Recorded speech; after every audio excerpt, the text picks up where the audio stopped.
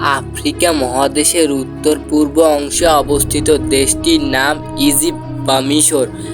খ্রিস্টপূর্ব ৫০০০ থেকে ৩২০০ অব্দ পর্যন্ত নীল নদের অববাহিকায় একটি সমৃদ্ধ সভ্যতার উদ্ভব হয়, যা মিশরীয় সভ্যতা নামে পরিচিত। এ সময় থেকে মিশর প্রাচীন সভ্যতার বিভিন্ন গুরুত্বপূর্ণ অবদান রাখতে শুরু করে। মিশরীয়রা বিভিন্ন ধরনের তাম্রলিপি আবিষ্কার করেন।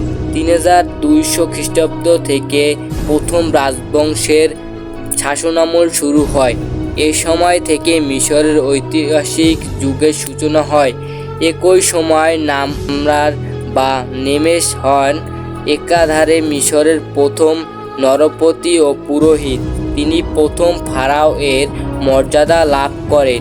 এরপর থেকে ফারাওদের অধীনে মিশর প্রাচীন বিশ্ব সভ্যতার অগ্রগতিতে একের পর এক উল্লেখযোগ্য অবদান রাখতে সক্ষম হয়। তিনটি মহাদেশ দ্বারা ঘিরে থাকা মিশর ভৌগোলিক অবস্থান অত্যন্ত গুরুত্বপূর্ণ। দেশটি এশিয়া, আফ্রিকা ও ইউরোপ মহাদেশ দ্বারা পরিবেষ্টিত ভূমধ্যসাগরের উপকূলে অবস্থিত। এর উত্তরে ভূমধ্যসাগর, পূর্বে লোহিত সাগর, পশ্চিমে সাহারা মরুভূমি, দক্ষিণে সুদান ও আফ্রিকার অন্যান্য দেশ। এর মোট আয়তন প্রায় ৪ লক্ষ বর্গ মাইল। মিশরের সভ্যতা ২৫০০ বছরেরও বেশি সময়ব্যাপী স্থায়ী ছিল। প্রাচীন মিশরের নিরবিচ্ছিন্ন ও দীর্ঘ ইতিহাসের সূচনা হয় ৫০০০ খ্রিস্টপূর্বাব্দে, বিশেষ করে নবপলীয় যুগে।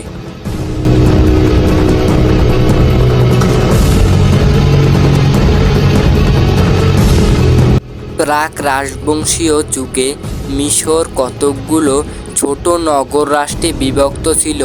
এগুলোকে নোম বলা হতো। মিশরের প্রথম রাজা বা ফারাও মেনেস বা নারমার সমগ্র মিশরকে খ্রিস্টপূর্ব ৩২০০ অব্দে ঐক্যবদ্ধ করে একটি রাজ্য গড়ে তোলেন, যার রাজধানী ছিল দক্ষিণ মিশরের মেক্সিসে। তখন থেকে মিশরে ঐক্যবদ্ধ রাজ্য ও রাজবংশের উদ্ভব।